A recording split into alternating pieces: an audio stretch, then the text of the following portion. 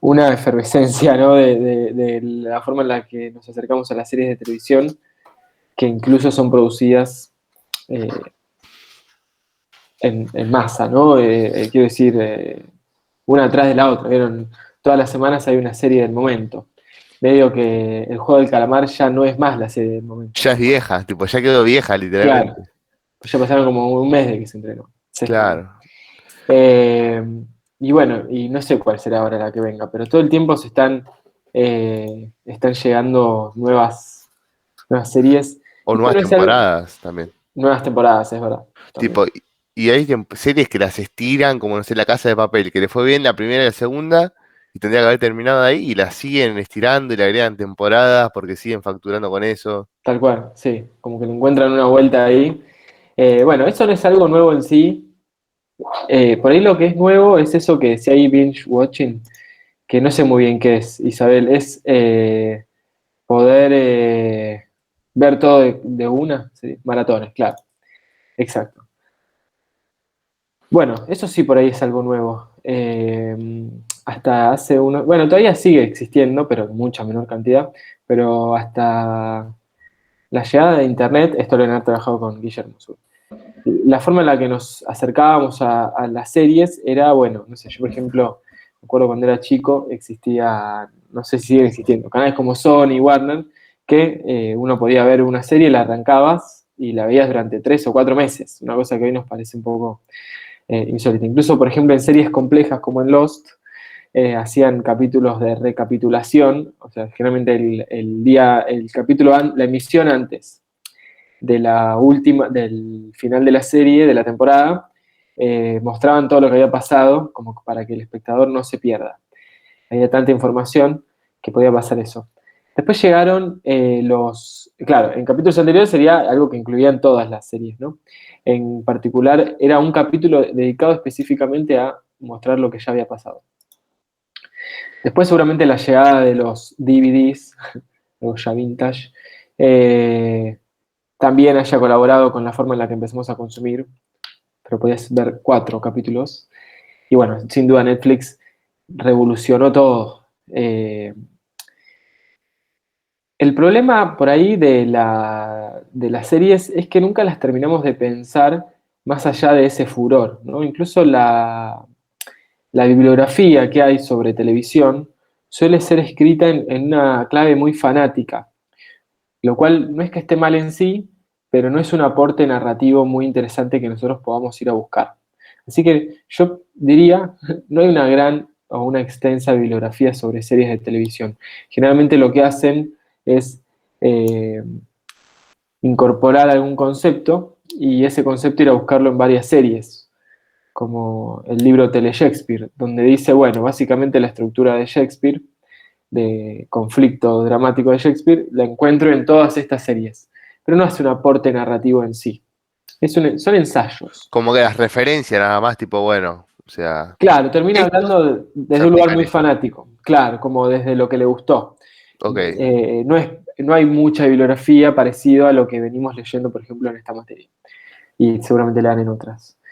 Eh, Hay algunos libros, pero como no están en español todavía no podemos acercarnos todavía, pero hay algunos. Empieza a ver, sobre todo en la Academia Norteamericana que publican de todo. Pero hay un teórico argentino, Martín Greco, que propone una definición para entender qué es la narrativa seriada. Recupera a otros autores, como a Jost, el de Godoy Jost, bueno, él también escribió sobre televisión, François Jost, eh, y bueno, hay también un trabajo de Humberto Eco, y propone esta definición. Dice que la narrativa seriada es un producto de ficción concebido para la televisión, articulados, articulado en episodios o capítulos, es decir, formado por segmentos de relato concluidos en sí mismos, que sería el caso de los episodios, o ligados entre sí, que sería el caso de los capítulos, para formar ciclos estacionales, es decir, temporadas, que presentan personajes fijos invariables, caracteres estructurales constantes, más o menos la estructura de los capítulos es similar, y una ambientación característica y mayormente invariable. Es decir, una ambientación característica se refiere a un universo, ¿no? En lo que en la publicidad le llaman look and feel, ¿no? Cómo se ve y cómo se siente, podría traducirse.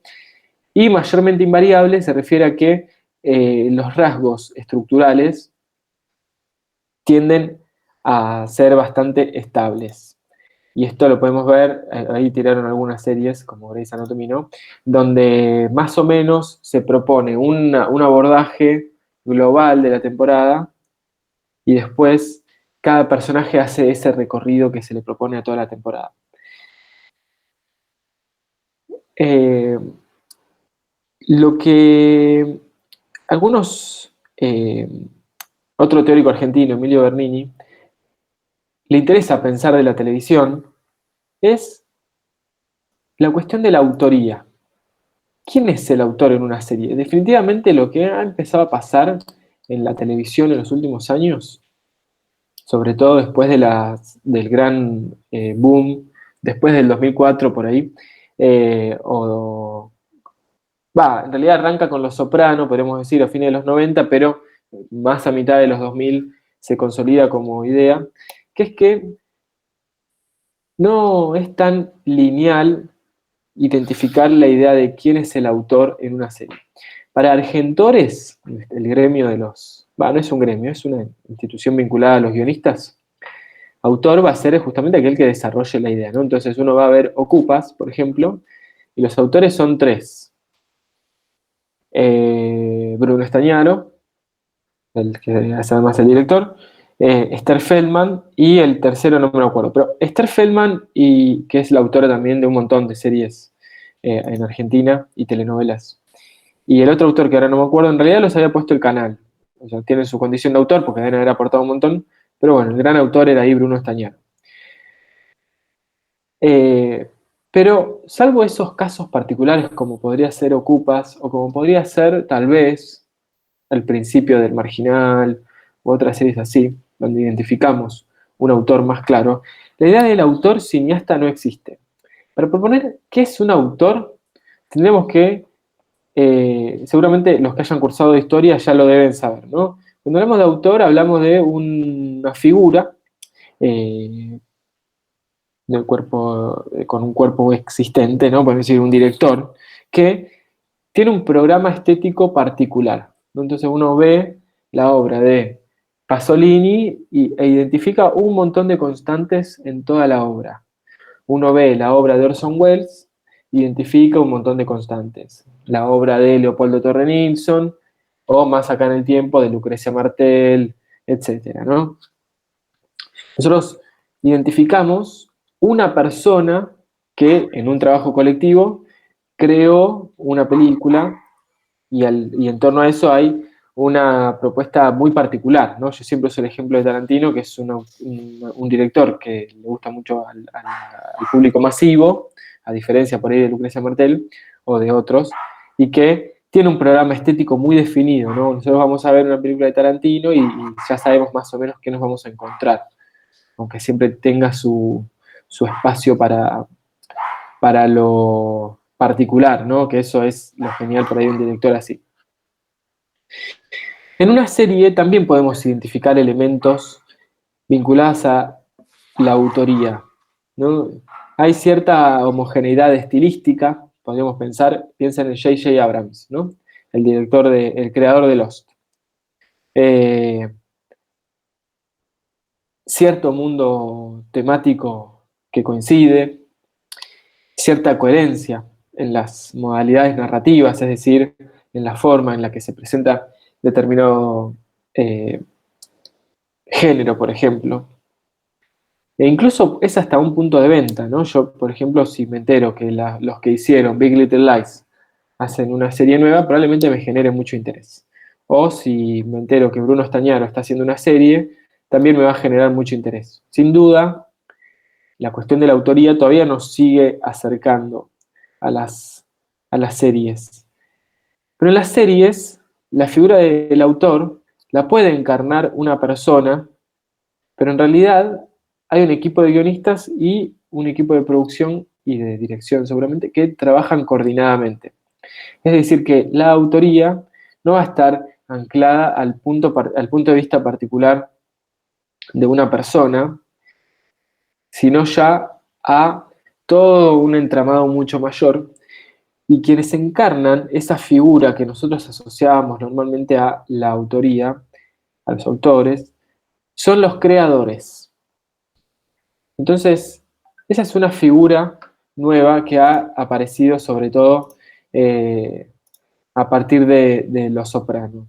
Entonces, Pablo Culel, el director de Underground, una de las empresas una productora de las más grandes de acá de Argentina, tienen en su haber Tumberos, El Marginal, bueno, trabajan más con Caetano, entre otras miles más que tienen, pero por nombrarles solo algunas. Él tiene un libro que lo escribió con Jorge Maestro, que también que es el representante del espacio audiovisual de el Fondo Nacional de las Artes, y además fue, o es, podemos decir, un guionista de mucha tradición, sobre todo en la televisión.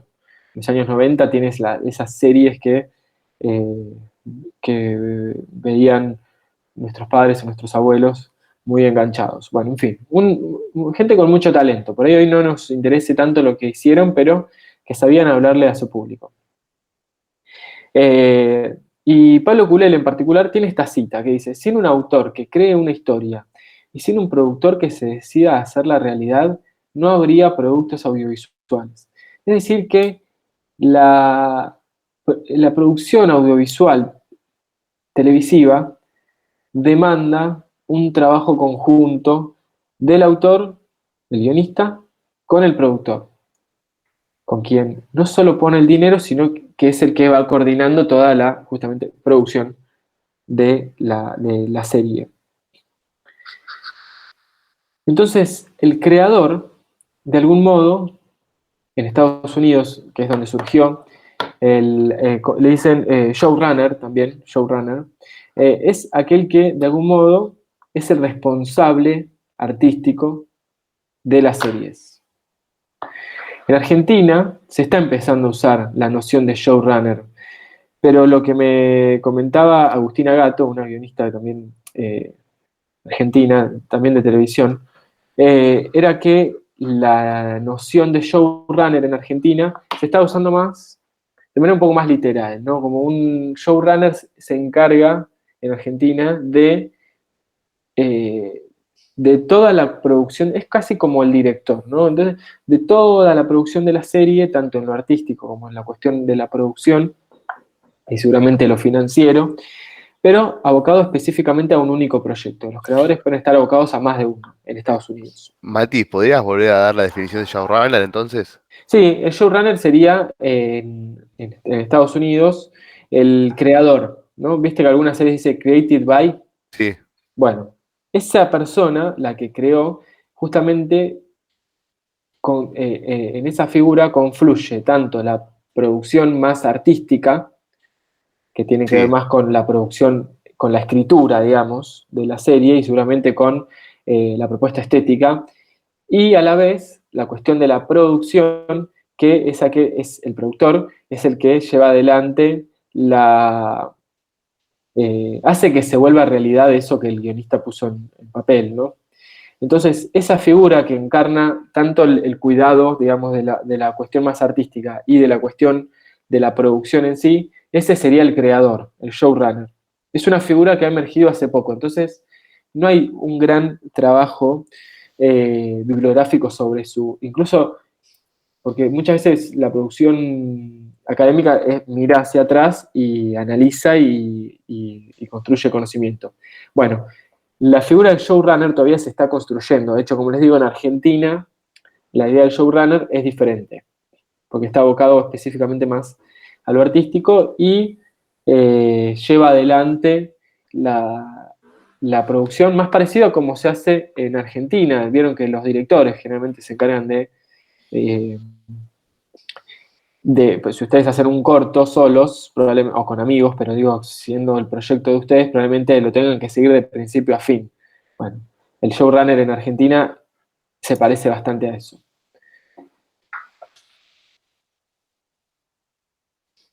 Sí, el showrunner no sería solo una... no, el showrunner es una persona o dos personas. Por ejemplo, en Stranger Things son dos personas, que son dos hermanos. Pero ellos lo que hicieron, de hecho, a ver si lo encuentro, tienen una Biblia muy linda. Claro, arman como una Biblia, un libro de estilo que todo se construye a partir de eso, digamos. Claro, exacto. Después los guionistas trabajan a partir de lo que ya hizo el creador. Y el creador lo que va haciendo es un seguimiento, podríamos decir. A ver, esperen que les muestro. Está bueno eso, tipo, vos tenés una idea, si bueno, esta es mi idea, esto es lo que tenemos que lograr, digamos, y vas como diciendo, bueno, tengo este equipo de guión que me va a desarrollar el guión, y yo reviso, a ver, bueno, esto me gusta, esto no me gusta, esto lo cambiamos. Va, Exacto, exacto. Está bueno. Tiene que ver igual con una. eh, con haber hecho esto que les voy a mostrar ahora, una buena Biblia también, ¿no? La Biblia es el punto de partida que tienen, sobre todo, cuando antes las series se hacían, duraban tantos años, cosa que ahora no pasa tanto, las series demandaban que hubiera que tener una Biblia, algo sobre lo que volver para justamente, para que se pueda sumar gente nueva, porque si iba el guionista, ¿qué pasaba? Bueno, había una Biblia sobre la que se podía volver. Esta es la Biblia de Stranger Things, que antes se llamaba Montauk, por lo que veo. Después búsquenla, es muy linda. Es como el modelo de Biblia que se usa muchas veces para enseñar Biblia. Es solo uno, hay otros, ¿no? sí. Entonces, Biblia sería un punto de partida que se tiene sobre todo toda Sí, la serie. bueno, sí, hay dos. La Biblia es eso, cuando ya está hecha la serie va sobre eso, también es una carpeta de producción. Miren, entonces tiene la tapa, fíjense, si vieron Stranger Things, calculo que sí, como ya desde el principio ya sabían muy bien lo que iban a hacer. Y después hay una introducción donde cuentan la historia, dice Montauk, que es una película, no, eh, una de terror, de ciencia ficción y épica de 8 horas, basada en Long Island en 1980, inspirada, bueno, en fin, cuenta todo, pero después dice, el sentido del miedo e interés, algo así, de Wander, de Elliot cuando se acerca a la, a la niebla, cuando aparece ET, en fin, va diciendo como un montón de referencias de Tiburón, de Poltergeist, ¿no? Que los que vieron Stranger Things lo recordarán. Entonces, hace una conclusión. Es decir, la Biblia es lo que hicieron los creadores, en este caso, para justamente construir ¿Y esas la imágenes serie. son construidas por ellos o son referencias? Son referencias de otras películas, por lo visto. Ok. Sí. Algunas entiendo que sí, otras. Bueno, en fin. A lo que iba con todo esto es que entonces la dimensión de autoría en una serie está evidentemente eh, de manera todavía un poco ambigua. A ver, cada vez es menos ambigua, pero en términos de análisis todavía no podemos definir tan claramente qué es el showrunner. Esa definición que aportó Isabel en Argentina no se usa tan así. Eh, puede ser que el showrunner en Argentina también escriba. Bueno, Bernini justamente proponía que la extensión de las series, que podía durar décadas, piensen en Doctor Who o ER Emergencias, o bueno, Grey's Anatomy incluso, ¿no? Hacen algo inconsistente la noción de autor asociado al individuo empírico, porque justamente tendría que ser una persona que trabaje 30 años en lo mismo. No sé cuántas temporadas van de Grey's Anatomy, pero vieron que la creadora es esa mujer, Shonda, que 17 se encarga ella sigue tomando las decisiones sobre, por ejemplo, si se tiene que morir tal o cual, pero esa decisión generalmente es producto de un autor, un actor, digo, o actriz que se quiere ir o quiere dejar de trabajar. O los Simpsons. Yo no sé cuánto trabajará Matt Groening en la serie, pero Pero no sí labura dejó su más Matt marca. Groening, supuestamente. Claro, sí, yo desconozco, no la vi más a los Simpsons. Hiciste bien, Eh, Matt. ¿Cómo? Hiciste bien. Sí, tal vez sí, tendría que dar una oportunidad igual. Eh, entonces, en otros momentos, la noción de autor sí era en la televisión. Existieron series icónicas como Twin Peaks o Fassbinder en un momento también trabajó en la televisión, o incluso cuando emerge la noción de este boom que hubo, sobre todo después del 2010 en las series, del que Netflix fue una gran palanca, muchos directores se acercaron a las series de televisión para producir. De hecho, The Walking Dead, el director de los sí, uno de los productores y directores, creo, de los primeros capítulos de la primera temporada, es un director que había trabajado con muchas en el cine de terror. O bueno, Scorsese también hizo una serie. Eh, en fin, un montón de autores que trabajaron, Y un pero montón de sí, actores también pasaron a hacer series que eran más de película, como que se sí, pasaron a... algunos se pasaron, sí. Sí. Eh, pero bueno, lo que empieza a pasar ahora es que hay un gran debate en torno a, bueno, ¿qué nos aporta en definitiva Netflix, ¿no? A mí personalmente no me gustan tanto las series de Netflix, me gustan más por ahí las de todas las otras plataformas, pero hay una directora argentina, Lucrecia Martel, que no pude encontrar el recorte donde ella habla de Netflix, pero miren lo que dice, ¿no? Dice, esta es una nota en torno a una entrevista, esa es Lucrecia, si no vieron sus películas las tienen que ver. Y Bárbara Sarasola Day, una directora, eh, le hizo una entrevista muy, que está muy buena para ver y escuchar. Dice ella, hay que ser honestos con lo que percibimos. He invertido millones en deshacerme de la educación y no es fácil. Ella estudió en la NERC. Cuanto más consciente seas de que tenés una limitación para comprender lo otro, hay que estar alertas sobre que tenemos esa limitación. ¿Qué es la universalidad? Es el terror a lo particular. ¿Quién puede determinar qué es lo universal? Y que tiene poder para establecer qué es lo estándar. Filmen pensando en los vecinos y lo va a entender todo el mundo. Si lo entiende tu barrio, lo entiende todo el mundo. Eso es contrario a lo universal. Hermoso, ¿no? Y después dice, el argumento no es la película, el argumento es una forma muy mañosa de contar. Hay un conflicto y dos que se pelean, pero una película no es una guerra. Ese modo bélico no sirve para contar todo, dijo. Enfatizó que las series son un retroceso narrativo, porque si bien es posible que venga otra generación y otras empresas, porque Netflix, por Dios, lleva todo para el mismo lado, ahora está muy dominada por la trama, muy dominada por el diálogo canchero o por la ocurrencia y la obligación de enganchar, dijo. Y fue más allá.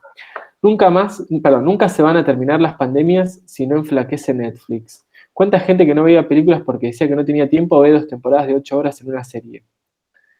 Bueno, en fin, ella es una directora muy, muy talentosa. No le gustan las Eh, series, creo. Evidentemente no le gustan las series, pero lo que ella propone de por qué no le gustan las series es que la forma en la que se producen concentra todo en el argumento y no hay una exploración artística en sí, como todo cortado por la misma tijera. Ok.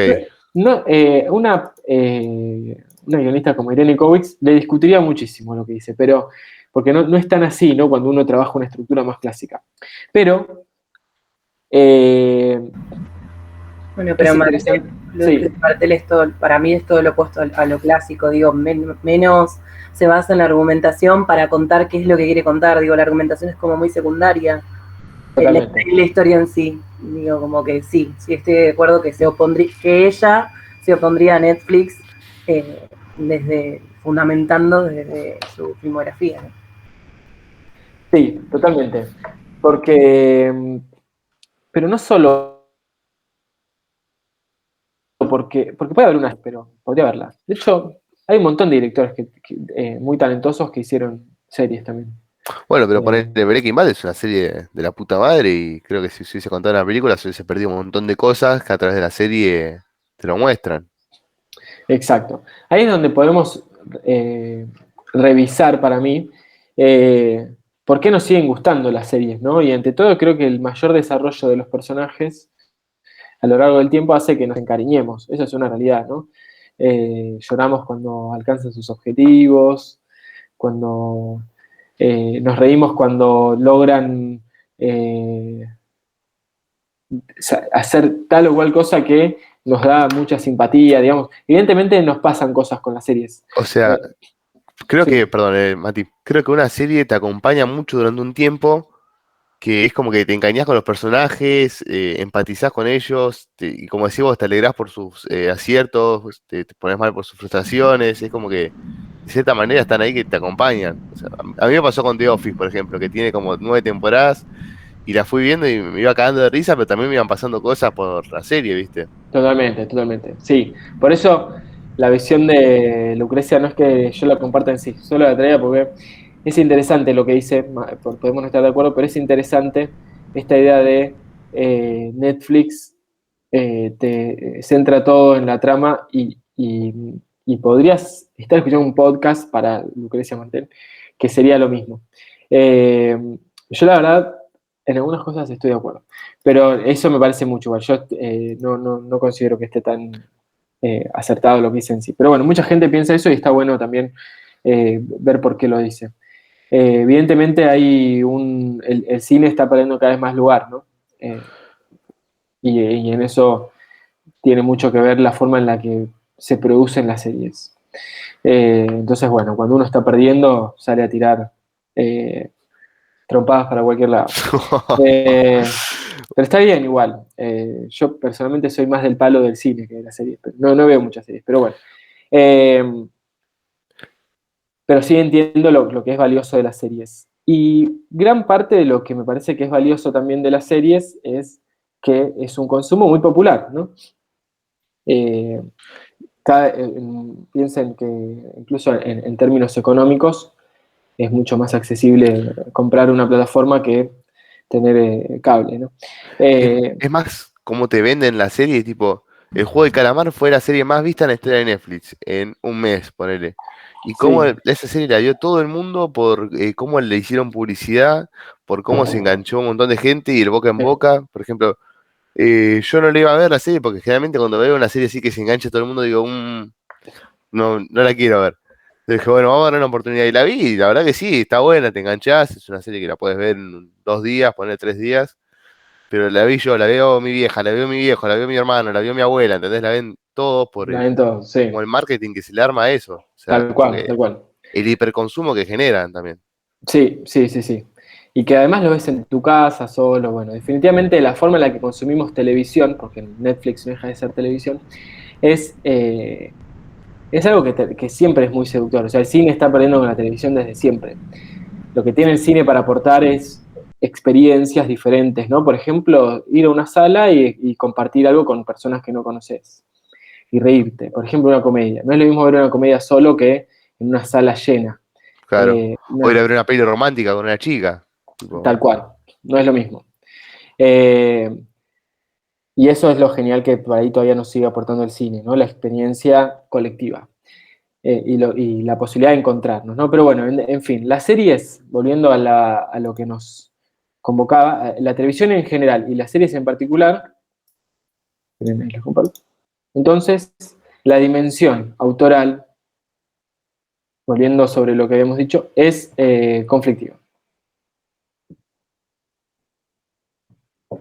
Sí, es verdad lo que dice Camila. Eh, Bien, habíamos visto entonces la definición al principio de Martín Greco.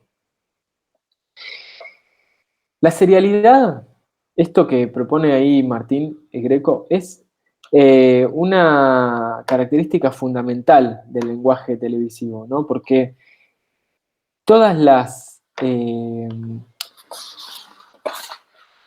toda la producción televisiva está basada en la serialidad, hasta los noticieros, ¿no? Todo, incluso esos programas que parece que no pasa nada, bueno, todos están en realidad anclados en una forma de producción donde más o menos se tienen que repetir ciertas cosas.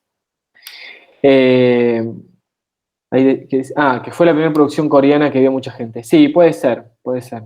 Y es bastante representativa, ¿no? De lo que se produce o de lo que llega mayormente.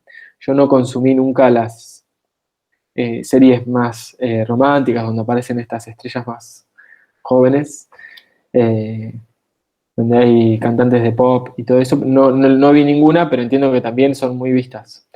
¿Te referís tipo a Elite? No, más coreana, me refiero. No Ah, sé ok, si. ok. No, más. No me acuerdo ahora los nombres. No, Está en yo Netflix. preguntaba, viste, lo de Camila, que ella puso que al ser extranjera todo el mundo se engancha. Me pregunto si La Casa de Papel también fue un fenómeno así, porque no es algo alejado de los yankees, es como Sí, algo español, viste, otros cines. sí, Es- sí. Bacán. sí, sí, tranqui, Mati. ¿Te agarró calor? Sí, creo que eso es lo que está bueno también, ¿no? Poder acercarnos a una producción que no se parece tanto a lo que habíamos visto. Pero igual así y todo, Lucrecia Martel le diría, bueno, pero en realidad fue hecha totalmente for export. Fue producida para que le pueda gustar a todo el planeta. Y yo creo que eso también se busca porque es como que, bueno, tengo esto y esto es lo que quiere la gente, a un punto medio, entonces es como que, nada, hasta que el público también empiece a acostumbrarse a esas cosas, creo yo. Sí, yo creo que no se va a acostumbrar nunca el público a algo distinto si siempre le damos lo mismo. Pero no es un problema nuestro en sí, porque es un problema de una empresa en todo caso, que es Netflix.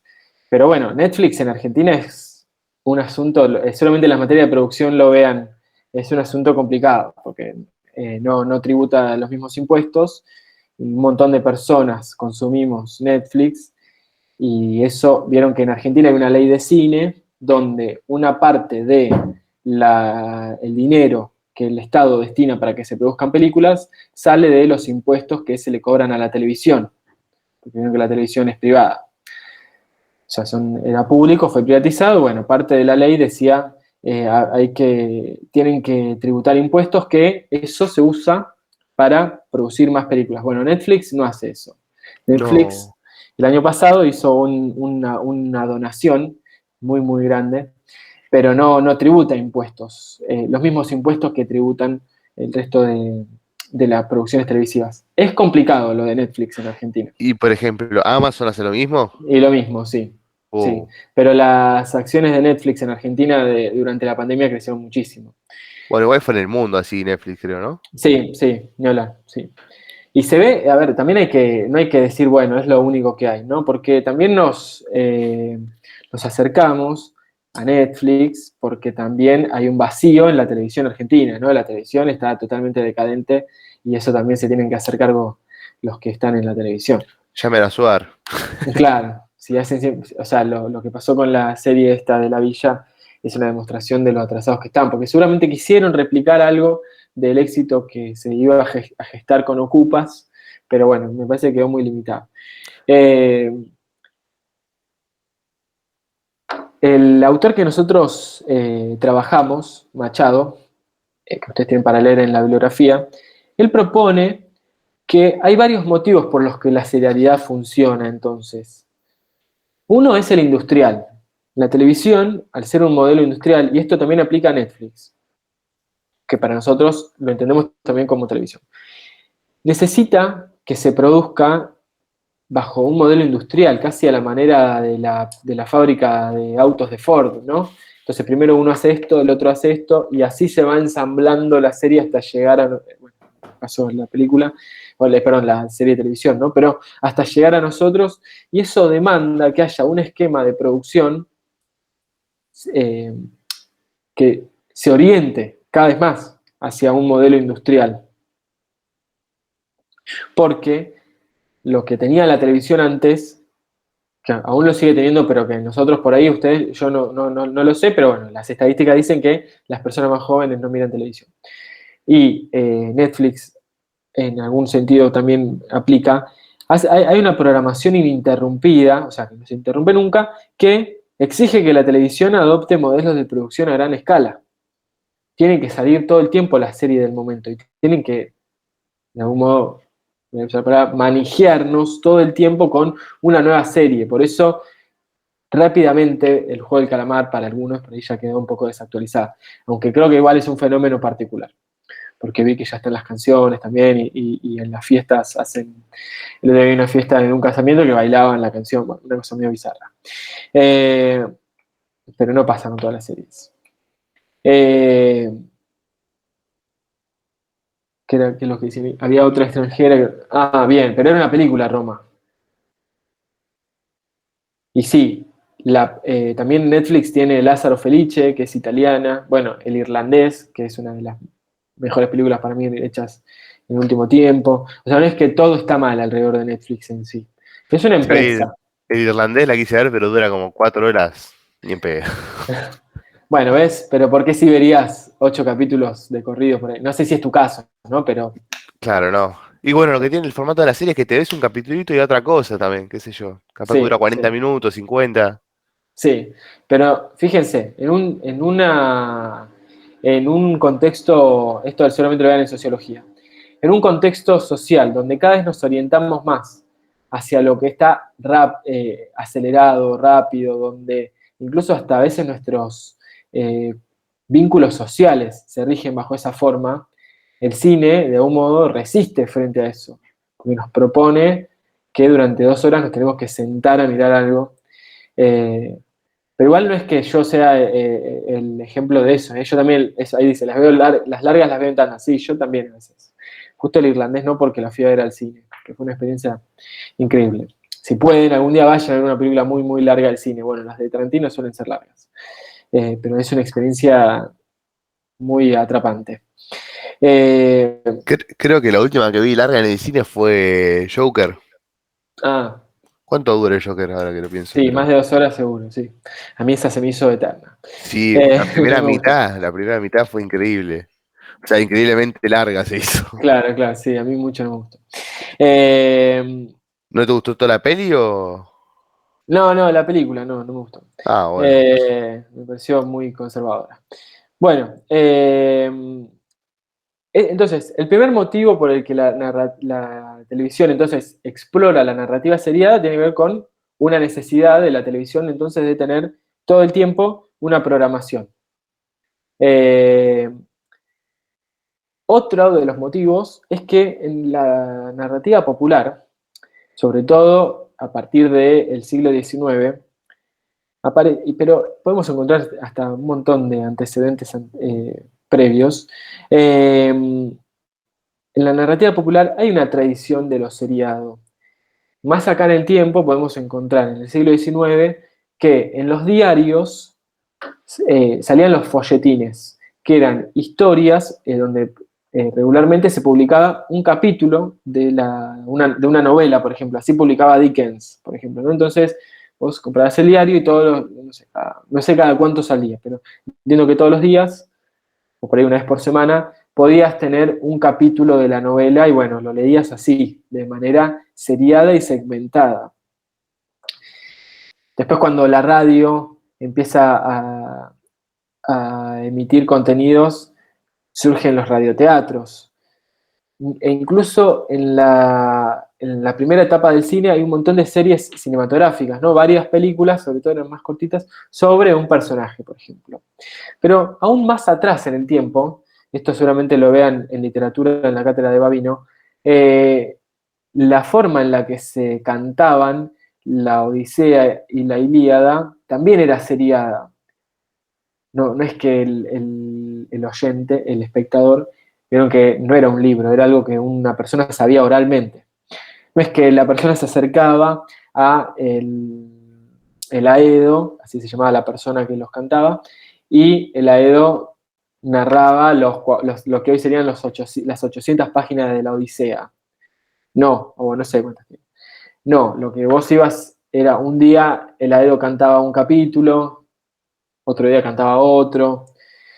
Es decir, que en nuestra cultura occidental hay una tradición de lo seriado muy, muy fuerte y muy consolidada desde justamente los inicios de nuestra cultura. Y más acá, mucho más acá en el tiempo, podemos encontrar que las series de televisión, sobre todo hasta la emergencia de Internet, también demandaban una construcción seriada. Por ejemplo, Resistiré, una serie del año 2002 que fue súper suceso. Bueno, ustedes algunos deben haber nacido en el 2002, pero en el 2002 Resistiré fue un antes y un después. De hecho, el último capítulo se transmitió en el Gran Rex, que no sé cuántas butacas tiene, debe tener más de 1000. Muchas más de 1000, no sé cuántas tiene.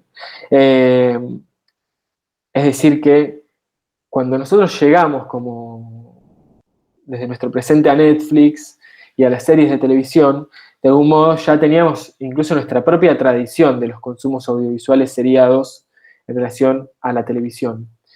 La televisión genera una gran comunidad de fanáticos y fanáticas. Piensen que, por ejemplo, que no es ficción, pero igual sería una narrativa seriada, Showmatch, por ejemplo, aún explora eso, ¿no? Todos los días, yo ahora no sé muy bien de qué se trata, estoy medio perdido con la televisión porque no tengo ahora, pero entiendo que el programa es, bueno, un día baila uno, bailan 2 o 3, otro día bailan 2 o 3, pero más o menos, y miren la definición que tienen ahí, más o menos aplica casi linealmente a a una narrativa seriada que tiene toda una tradición. No es que, casi como que no se está inventando algo nuevo, sino replicando fórmulas que siguen siendo plataformas muy buenas para seguir interpelando al público. Y la serialidad también está en la literatura, dice Camila. Exacto. De hecho, los folletines a los que me refería eran principalmente los literarios, que incluso el folletín era trabajaba en géneros literarios muy populares, como el melodrama, por ejemplo. Entonces, Román Gubern dice, las personas consumían tanto esas obras que cuando se encontraban sexoafectivamente con otra persona ya sabían más o menos lo que tenían que hacer porque habían tenido una educación sentimental a partir de los folletines. Es decir, fíjense cómo la narrativa se mete en nuestras vidas, o nos metemos nosotros en la narrativa, no sé ya, hasta en los lugares más insólitos, o que menos parecen tener que ver con la narrativa y más con la verdad, ¿no? Y la narrativa seriada, entonces, de los folletines siempre estuvo vinculada a una producción popular. Cuando me refiero a popular, era que eran accesibles y baratas para la masa, para el público masivo, y ya no, vieron, por ejemplo, un libro. Si uno quería comprar, no sé, el último de Stephen King, por ejemplo, no sé, debe estar caro, no tengo idea cuánto está. Pero si saliera en la última página de un diario, ahora no conseguimos más diarios, pero si saliera, sería una forma muy accesible de acceder a los libros. Y entonces eso demandaba también ciertos rasgos estilísticos donde, por ejemplo, y esto es muy de la televisión actualmente, se tocan temas de actualidad. Por eso El Juego del Calamar es una serie que convoca tanto. O por eso, ¿cuál fue otra de este año? O por qué The Handmaid's Tale convoca tanto, ¿no? Porque evidentemente son temas que están en nuestra agenda y que la televisión siempre tuvo la astucia de ir a trabajarlos, a los temas de actualidad.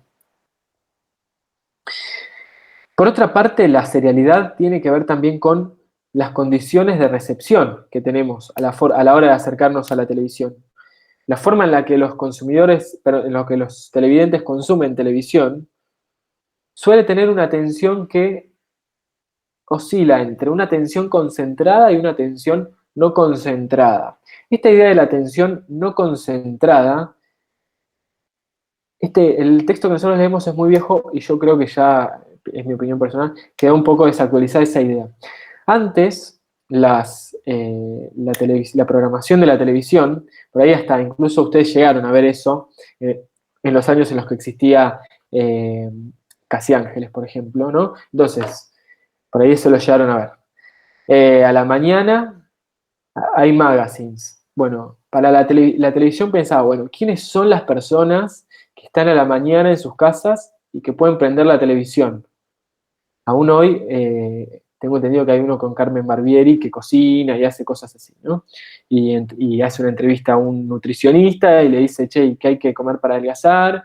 Y después viene un especialista en infectología y le dice, bueno, a ver cuándo se termina el COVID. Y después viene un especialista en teatro y le dice cuáles son las obras que están en las que hay peleas esta semana. Y después viene una persona que tuvo determinada enfermedad y sirve para concientizar sobre determinada enfermedad. O, imaginen, hoy podrían haber invitado a una persona de un pueblo originario que cuenten que han, digamos, el magazine tenía esa cosa de un poquito de todo, como una revista, ¿no?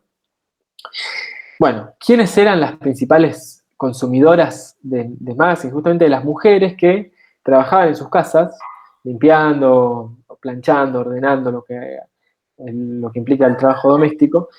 Y entonces la televisión ya, desde que vos la prendías a la mañana, le estaba hablando a un público específico. Aún hoy creo que sigue existiendo esos programas tipo Arriba Argentinos, no sé si se llaman así, que te dicen, bueno, lo que tenés que saber antes de salir de tu casa. Estas 3 noticias, que hace frío y que la autopista no sé qué. Bueno, después al mediodía estaba el informativo. Después del mediodía, esto estoy diciendo hasta el año 2005, ponele. Después del mediodía venían las series, las telenovelas, muy románticas, unos dramones, eh, que no es que eran malos en sí. A Kaufman le gustan mucho, le pueden preguntar por los melodramas. Él daba melodrama, en su momento veíamos telenovelas en la cátedra. Por ejemplo, los de Osvaldo Laport. Bueno, otra vez, la mujer mientras lavaba los platos veía televisión. Después llegaban los chicos de la escuela y entonces había programación para chicos. Y después llegaba el informativo para ver qué había pasado en el día y después venía algún programa de entretenimiento, de juegos para toda la familia, para la cena, y después ahí recién aparecía la idea de atención concentrada, que eran las ficciones, que tenían un despliegue, temas, me refiero a temas con temas sociales muchas veces, propios de la agenda social del momento, y recién ahí la gente se sentaba a mirar con atención. Bueno, Netflix de algún modo altera eso, porque no existe en realidad estar hoy mirando Netflix y estar lavando los platos. No lo sé en realidad, pero entiendo que nos sentamos a ver Netflix y nos damos esta panzada de capítulos. No me acuerdo cómo dijo Isabel que se llamaba esa idea. ¿Maratón? Sí, maratón, pero le usó una palabra en inglés. Ah. Y, Y lo que sí, sí, Mati, es que, no sé, por ejemplo, mi vieja se pone en Netflix cuando está planchando la ropa y se mira 6 7 capítulos así, pero planchando. total, total. O sea, sigue existiendo esa forma de... Bueno, entonces su atención mientras mira, no sé, lo que le gusta ver, no va a ser tan concentrada. O sea, hay series que van a demandar una atención mucho más concentrada. Si uno se sienta a ver Lost mientras está barriendo, se te van a parar unas cosas. Justo tiene una serie muy vieja, pero piensen en el juego del calamar, esa por ahí sí la podrías ver haciendo otra cosa, pero o Merlí, por ejemplo, ¿no? También podrías estar haciendo otra cosa. Pero una serie como los policiales nórdicos, de esos que hay tantos en Netflix, esos no. Demanda que, el policial, por ejemplo, demanda que te sientes a mirar y prestes atención. En Sherlock, por ejemplo, ¿no? Si no, se te escapan cosas y no vas a entender. Entonces, las condiciones de recepción históricas de la televisión, que con Netflix se han alterado un poco, demandaban que hubiera repetición. La idea de repetición, la televisión la adoptó de una forma creativa. En vez de la repetición ser algo que cansaba, la repetición era algo que el espectador entonces de algún modo podía adelantarse a lo que iba a venir. Esto un poco en la radio sigue existiendo tal cual. Yo escucho programas de radio y ya sé que los lunes va a ir tal columnista. Los martes a tal hora va a venir uno del equipo y va a contar algo. Los miércoles tal cosa, etc. ¿no? Entonces yo ya tengo un programa de expectativas sobre lo que voy a escuchar. La radio tiene el mismo programa.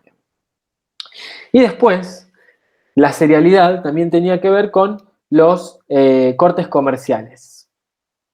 Los cortes comerciales tenían una función económica. Vieron que la idea del soap opera, seguramente lo han escuchado ya. La soap es, le dicen así a las telenovelas en Estados Unidos. Soap es jabón. Que justamente eran los dramones, sobre todo hechos para el público femenino. Esto, como lo entendían antes de toda la reflexión que hemos hecho estos últimos años, ¿no? Pero así lo entendía la televisión y las empresas. Y justamente las soap óperas era que publicitaban jabones, o sea, cortaban la emisión para publicitar un jabón y bueno, le estabas hablando al público que sabías que iba a estar, que era el que mejor iba a captar tu mensaje. Pero los cortes comerciales también tienen un sentido narrativo, porque los cortes comerciales van a organizar sobre todo la estructura de los actos, que ustedes eso lo ven en guión seguramente, ¿no? En el primer acto, la presentación del conflicto, y en el momento donde el conflicto va a emerger, ahí venía el corte. Era un momento de que te dejaba esperando y no querías cambiar de canal, y gracias a una destreza de los autores podías quedarte viendo hasta la publicidad más idiota que te ponían. Y además porque justamente alrededor de eso se creaban los ganchos de tensión. Al final de la emisión había un gancho de tensión, se le llama así, un momento de mucha tensión donde te quedabas atento a lo que iba a pasar y te morías por ver lo que iba a pasar en el próximo capítulo, algo que eso sigue existiendo tal cual en las series de Netflix. Por ahí ya no está tan clara la división a partir del corte publicitario, eso no existe más. Bueno, alrededor de todas estas ideas, entonces Machado, el autor que nosotros trabajamos, propone una tipología para dividir las formas en las que la narrativa seriada se puede presentar. Ahí Isabel preguntaba, programas, y bueno, te recomiendo, yo ahora también estoy escuchando algunos podcasts. El podcast de Radio Ambulante es buenísimo, tiene unas historias increíbles, es para mí lo mejor en podcast. Después también tiene uno que se llama El Hilo, la gente de Radio Ambulante, que es una productora de latinoamericanos en Estados Unidos. Te recomiendo esos dos, porque los otros que escucho no sé si van a gustar. Esos sé que te van a copar, Isabel. Radio Ambulante, están en Netflix. Tiene unos capítulos muy, muy graciosos, como que creo que uno se llama Perdidas, me parece que se llama así, que es de dos señoras que se perdieron en la selva de Tucumán, un capítulo muy divertido.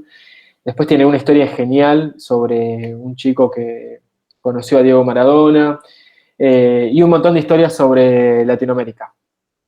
Muy, muy genial. Si te gusta aprender sobre Latinoamérica, Radio Ambulante es una excelente herramienta. Y es muy, muy, muy, muy divertido. A mí me encanta. Bueno, entonces, Machado propone 4 tipos de narrativas seriadas. Capítulos, episodio seriado, episodio unitario y capítulo seriado. Veamos uno por uno. Él hace esta división y dice que capítulo es una narrativa única o varias entrelazadas que se suceden más o menos linealmente a lo largo de todos los capítulos. Esta es la forma en la que se presentan las telenovelas y algunas series, por ejemplo Stranger Things, ¿no? Entonces, se plantea un problema al principio y después, a lo largo de todos los capítulos, los personajes van a luchar por resolver ese problema. Entonces, un conflicto básico, más o menos básico, digamos, irrumpe al principio, ¿no? Aparece una chica que no sabemos quién es, y encima la están buscando, y encima parece muy indefensa. Entonces, se arma ahí el conflicto. Entonces, la búsqueda de los protagonistas va a ser por recuperar ese orden perdido. Bueno, en Stranger Things encima desaparece el chico al principio. Ese objetivo generalmente se consigue en los últimos capítulos. Vieron que la primera temporada termina en que aparece Will, pero no es Will. Así termina la primera temporada. Entonces nos deja totalmente prendidos para ir a ver la próxima temporada. El segundo tipo es los episodios seriados. En el episodio seriado, que sería la forma en la que se presenta, por ejemplo, South Park, Los Simpsons, Sherlock, hay una emisión que es completamente autónoma, con un principio, medio y fin en el propio episodio, y lo que se repite en el siguiente episodio va a ser los mismos personajes principales y una situación narrativa similar. Entonces, en Sherlock, por ejemplo, en el primer capítulo hay un crimen, ¿no? Entonces Sherlock lo resuelve, termina. Siguiente capítulo, otro crimen, lo llaman a Sherlock. Sherlock lo resuelve, termina. Y así durante toda la temporada. Un episodio puede no tener conexión con los anteriores, tampoco con los posteriores, ¿no? Entonces, no hay un orden en la presentación de los episodios. De hecho, eso es, me parece que la otra y así.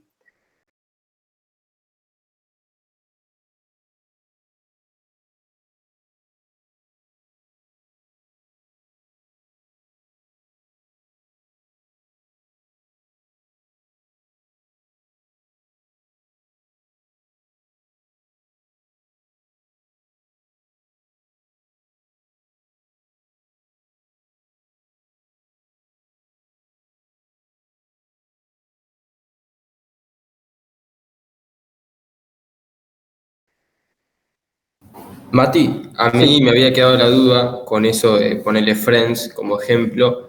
O sea, que los capítulos en sí terminan como al final de cada capítulo, como que la trama de ese capítulo termina, pero hay linealidad en lo que pasa.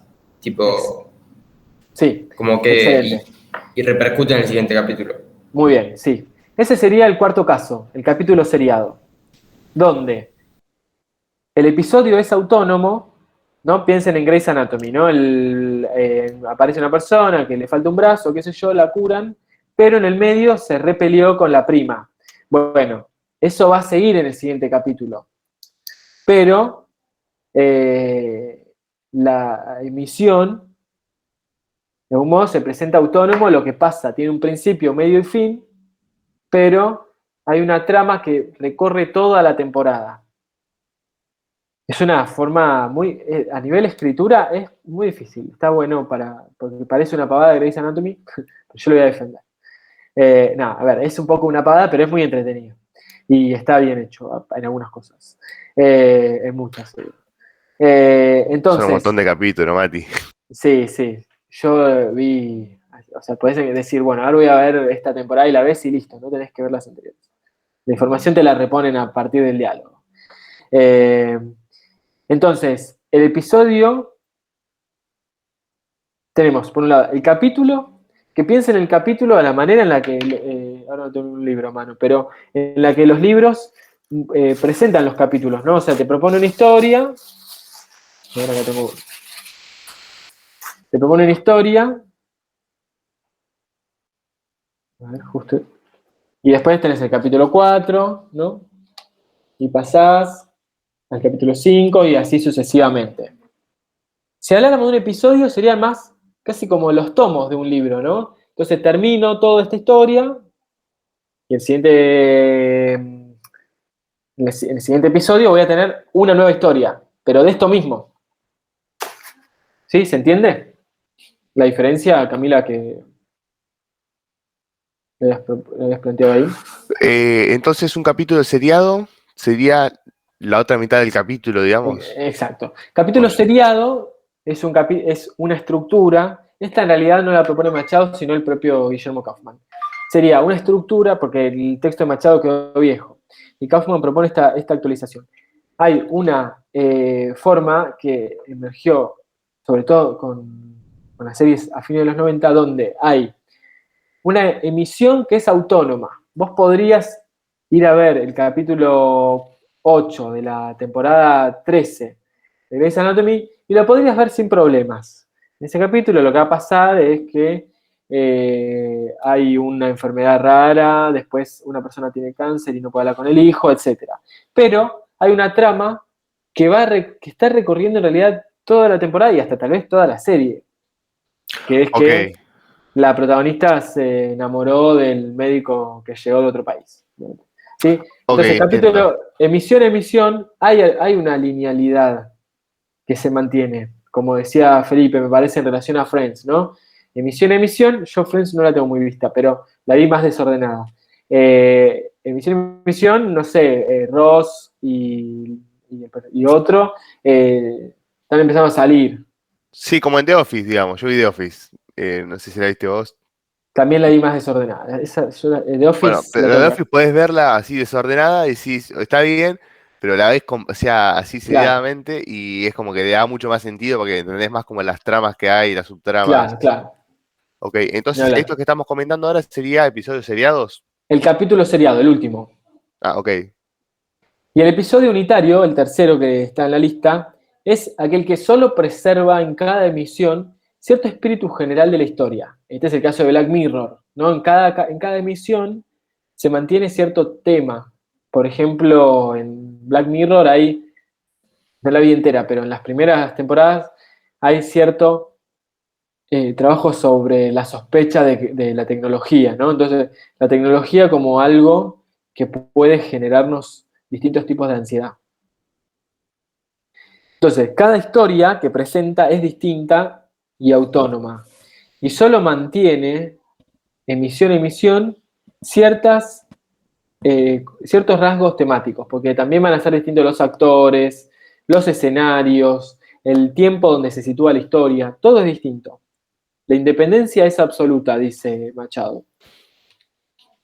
¿Sí? Entonces, recapitulemos los 4 tipos. Capítulo es el que se presenta sobre todo en las telenovelas y en algunas series, yo le decía Stranger Things, Ocupas también aplica, donde hay una narrativa única o varias que se van entrelazando que se suceden más o menos linealmente a lo largo de todos los capítulos. Hay un conflicto en el primer capítulo y se va a intentar restaurar recién al final.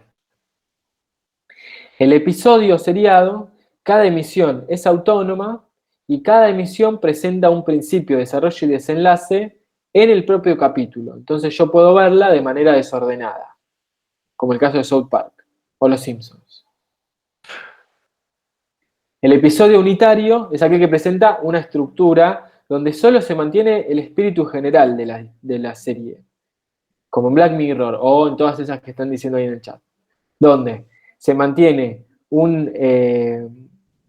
algún asunto que tenga que ver con el tema, pero cada historia presenta nuevos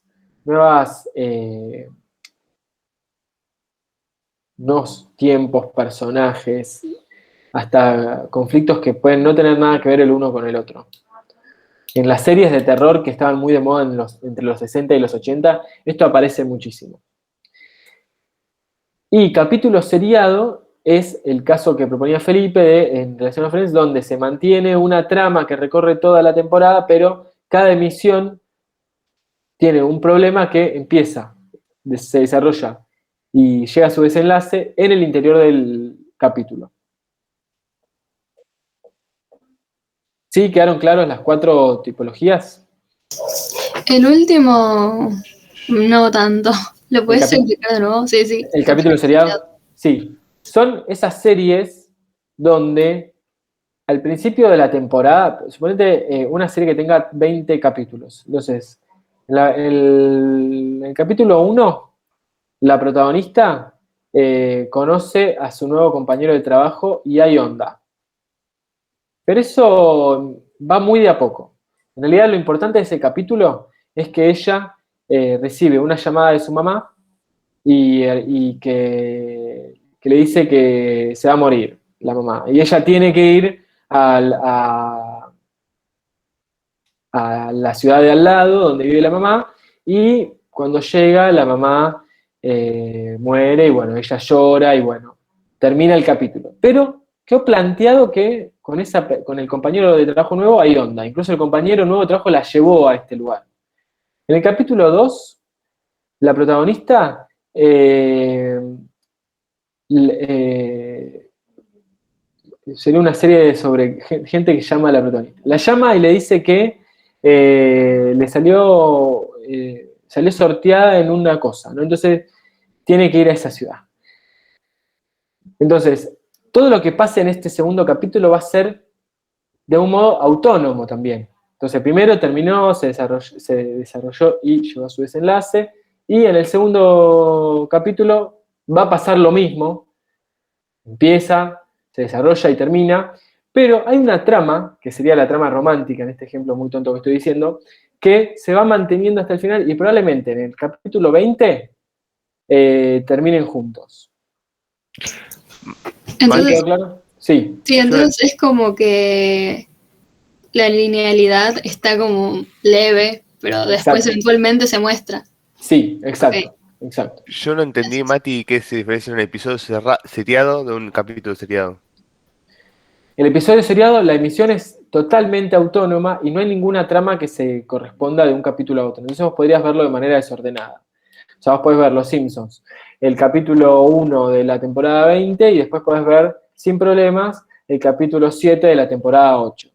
Ok, entendí, listo. No es que hay una unidad tipo un No hay capítulo seriado. ninguna. No. Incluso hasta puede haber cambios. Que ahora vamos a ver eso. Creo que yo les decía que la serialidad era lo que definía de algún modo la narrativa televisiva. Y lo que define a la serialidad definitivamente tiene que ver con la repetición. Pero repetición no significa redundancia. Repetir no significa volver a contar lo mismo, sino de algún modo volver a presentar, diría yo. Entonces, Calabrese, uno de los teóricos que retoma Machado, él escribe sobre lo que él llama estética de la repetición. Calabrese rechaza la idea de que lo repetitivo y lo serial sea lo contrario a lo original y lo artístico. O sea, que sea repetitivo y sea serial no significa que no sea original, artístico, creativo. De algún modo discute con la idea de Lucrecia Martel, que dice está todo cortado con la misma tijera. Calabrese lo que dice es que hay que analizar la dinámica que va surgiendo entre los elementos que se mantienen variables en las series y los elementos que se mantienen invariables. Entonces propone 3 categorías. Va a quedar muy claro cuando veamos las categorías. La primera son las series que presentan variaciones en torno a un eje temático. Entonces, en torno a un eje temático, por ejemplo, la violencia, empiezan a aparecer variaciones sutiles. Entonces, lo que se mantiene invariable tiene que ver con el eje temático. Y lo que se mantiene, lo que se presenta de manera variable, son los elementos que cambian evidentemente capítulo a capítulo. Entonces, en el episodio unitario, por ejemplo, se mantiene siempre el mismo tema, en Black Mirror, ¿no? La sospecha de la tecnología. Entonces, hay variaciones en torno a ese tema, a ese eje temático. ¿Sí? ¿Quedó claro cómo opera lo variable y lo invariable en esta primera tipología? Sí. Queda invariable entonces el eje temático, pero hay variaciones en torno a eso. La segunda, que tiene que ver con la metamorfosis de los elementos narrativos, justamente habla de una transformación de los elementos narrativos. Es decir, que los personajes, por ejemplo, que son un elemento narrativo, empiezan a tener variaciones. Entonces, frente a una propuesta formal, e incluso muchas veces temática, que se mantiene invariable, piensen en The Handmaid's Tale, el cuento de la criada.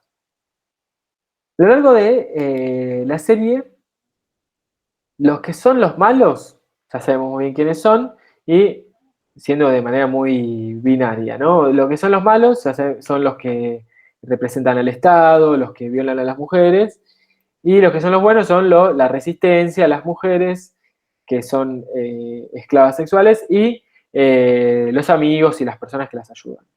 Entonces, los elementos ahí están muy claros que son invariables, pero lo que empieza a pasar en estas series, en Lost pasa con el personaje de Sawyer también. Por ejemplo, la pareja del comandante, en un momento no es tan mala. Empieza a empatizar con la protagonista. No del todo, porque la odia en realidad, porque es así. Pero propone una transformación ahí, una metamorfosis. Entonces, pero esto lo vamos a ver sobre todo a medida que va variando en el tiempo. En Los Simpsons, por ejemplo, ¿no? Skinner, por ejemplo, el director, puede aparecer como un personaje que aparece como la policía, el que molesta a Bart. Pero en otro capítulo puede haber una transformación de ese personaje y lo veamos como una persona re buena que hay que ayudar para que haga la experiencia del amor con la profesora. Pero en otro capítulo es un hombre que en realidad le robó la identidad a otro. Ese es increíble. Y así. Sí, esa es una historia que está en un libro de Borges también, que no me estoy poniendo no acordar el nombre. Me sale historias extraordinarias, pero no sé. Billy en Stranger Things, no me acuerdo cuál era Billy. Entonces, muchas veces esta metamorfosis puede aparecer tanto bajo la forma de capítulo como bajo la forma de episodio. En relación al capítulo, puede aparecer a lo largo de la temporada que empiece a haber alguna transformación en los personajes, como pasa en la temporada 2 del Cuento de la Criada con la esposa del comandante. Los que la vieron lo recordarán, la mujer rubia, que es totalmente mala, sin fisuras esa maldad, y empiezan a aparecer las fisuras. O en Lost, al principio Sawyer era como el que había que tenerle miedo y empieza a ser, por el contrario, una persona, hasta uno de los personajes que en ese momento eran los favoritos de la gente.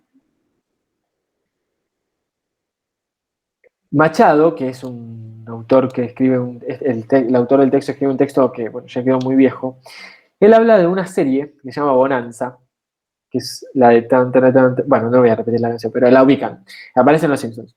Un western muy icónico de la televisión.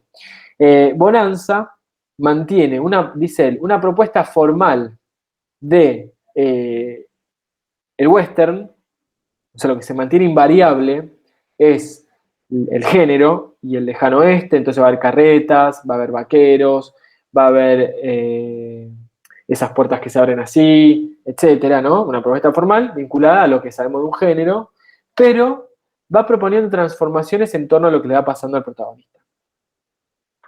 Esto se puede dar en los capítulos y se puede dar también en los episodios, y también en el capítulo seriado, seguramente. O sea, no establecemos en cuál se da cuál, no ponemos de un lado unos y del otro otros y hacemos líneas para unir, sino digo de qué formas pueden aparecer.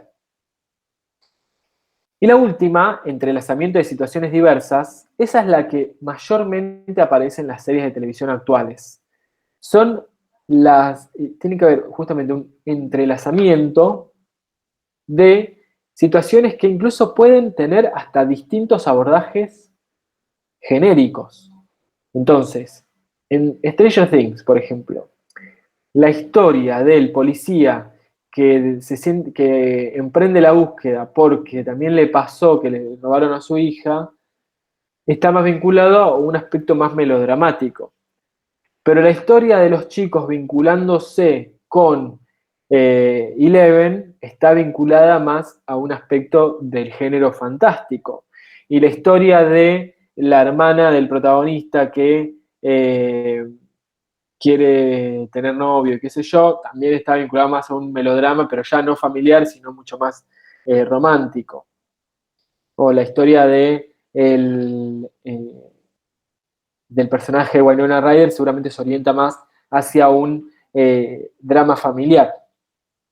Entonces, aparecen en este caso muchas tramas, se construye complejidad de tramas que no necesariamente están integradas.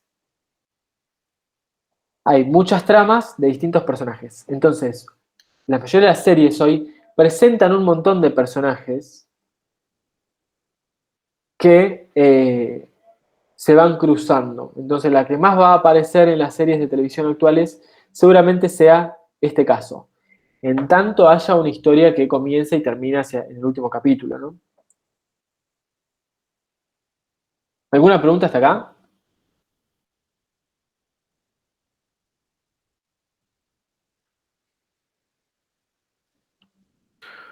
Eh, creo que no. O sea, creo que entendí esto último. Lo último va a tener que darlo de vuelta, pero. Bien. Recapitulémoslo. Entonces, en el primer caso se propone un eje temático y hay variaciones en torno a eso, ¿no? Entonces, se propone hablar de mujeres asesinas y hay un montón de historias sobre mujeres asesinas.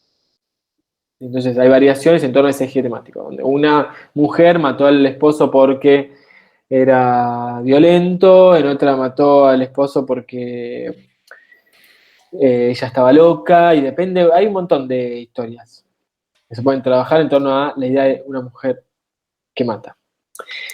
La segunda, hay una transformación de los elementos narrativos, una metamorfosis. Entonces, en torno a lo que se mantenía invariable, por ejemplo, que una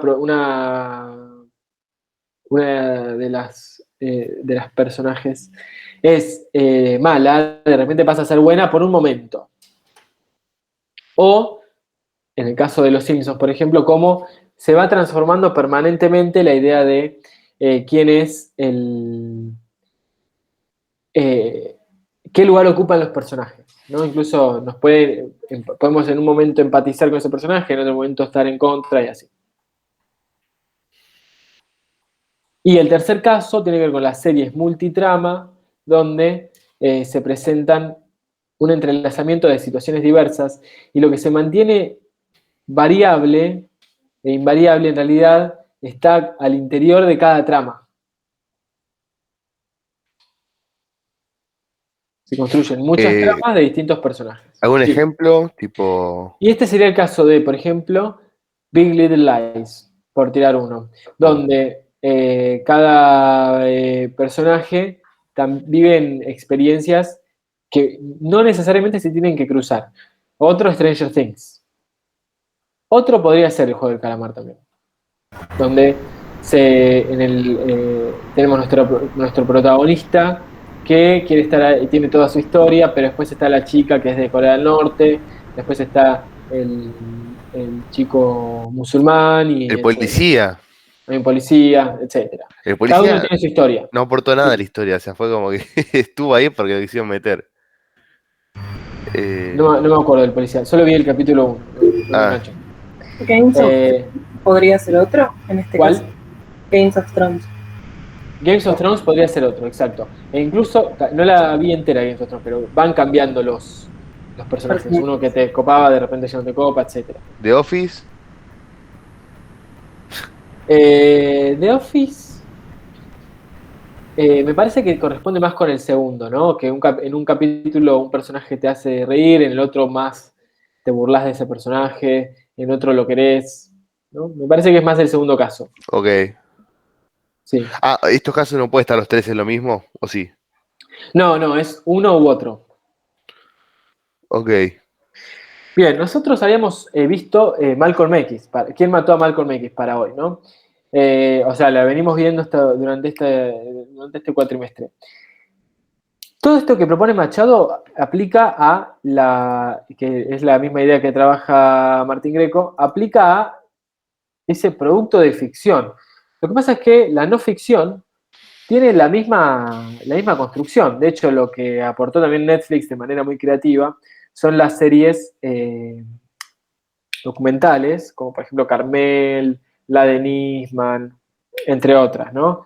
Donde hay una construcción desde el documental, pero muy vinculada a la narrativa. Entonces, todo lo que dice ahí, la definición de Martín Greco, la podríamos pensar sin que diga producto de ficción. Podría decir simplemente producto con una historia, podría decir, porque entiendo, producto narrativo, concebido para la televisión, articulados en episodios o capítulos. Piense que hay un montón de series de televisión documentales, por ejemplo, o de no ficción, como podría ser, por ejemplo, Mil Maneras de Morir, ¿no? Y en todos hay una estructura invariable, que es que la persona muere por estar haciendo algo que es indebido. Se muere porque tenía el LSD pegado al cuerpo y transpiró y tuvo una sobredosis. Se muere porque estaba muy borracho y se chocó una mesa y se le infectó, etcétera. Eso, entonces, se mantiene invariable que todos se mueren por algo indebido, pero lo que se mantiene, lo que varía es justamente de qué se muere cada persona, por eso las mil maneras de morir. Y Mil Maneras de Morir tiene una estructura de episodio. Vos podés ver el capítulo 1, el 7, el 4. En cambio, la serie de Nisman, no.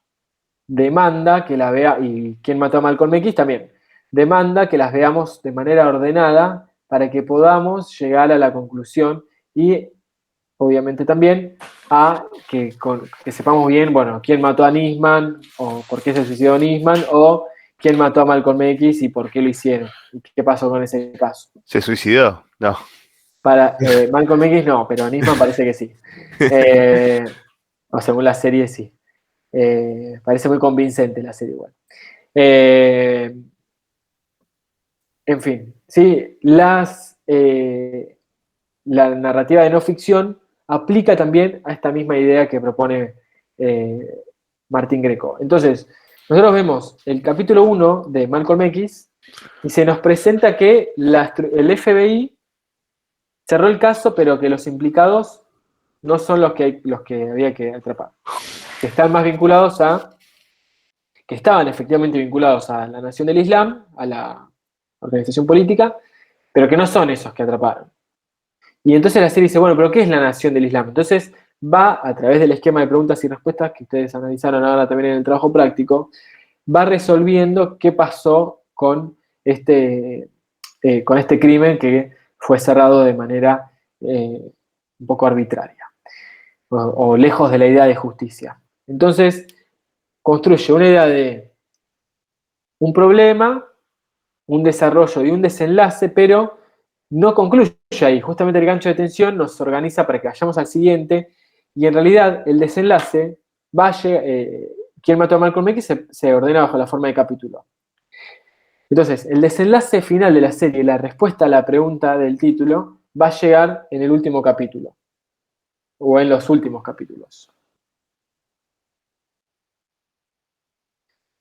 Si fuera un documental con un entrelazamiento de situaciones diversas, probablemente, bueno, no sé si existe algo así, pero probablemente tendría más que ver con un documental de observación, podría ser, o interactivo, podría ser también. Pero no se me ocurre ahora uno que haya visto del tercer caso en documental. Me refiero al tercer caso de la estética de la repetición, ¿no?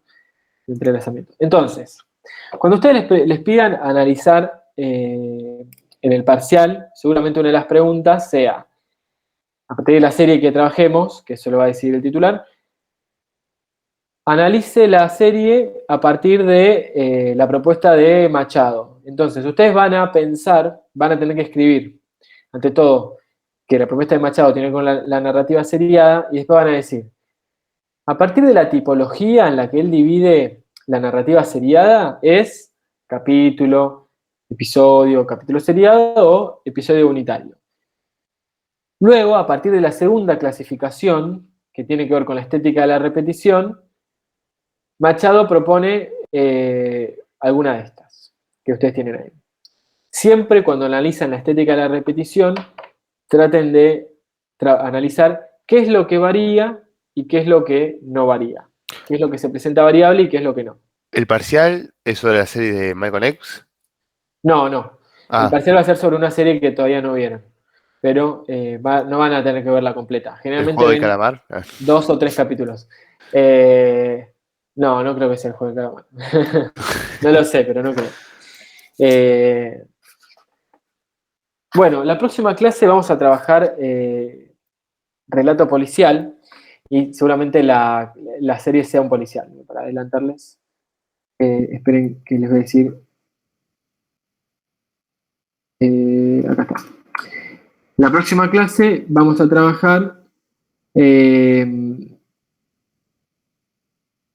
El silencio de los inocentes. ¿Sí? La película, la de Hannibal. El silencio de los inocentes.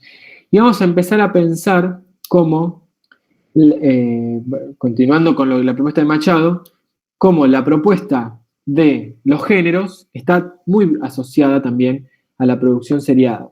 Entonces vamos a trabajar a partir de un teórico argentino, Ezequiel de Rosso, la estructura del policial, en qué se basa un policial, y vamos a vincular eso con la narrativa televisiva, pero vamos a trabajar sobre todo las características del género policial en el relato El silencio de los inocentes, que la tienen que ver entonces para la próxima clase. Cuando estaba Soul Woman, yo les pasaba ese link, pero como ahora no está, la van a tener que buscar. Igual la van a conseguir en las... Hay que buscarla, pero está en todos lados. Si alguien no la encuentra, se fija igual en el Drive, me parece que está la forma... Ah, está en el Drive, listo. Ya está, me parecía que está en el Drive. Y si no, estaba ahí la forma de bajarla. Bueno, nos encontramos entonces el próximo... ¿Alguna pregunta que tengan? Si no, ya cerramos.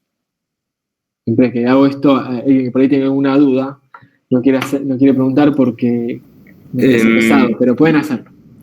Yo tenía una duda acerca de la bibliografía que hay que leer para la próxima clase. Sí. Porque eran, creo que 2 PDFs, ¿hay que leer los 2 o hay que enfocarnos en un capítulo específico? Tienen que leer sobre todo el de Rosso. Está bien. El otro no. No. Lean el de Rosso. Perfecto, gracias. De género policial.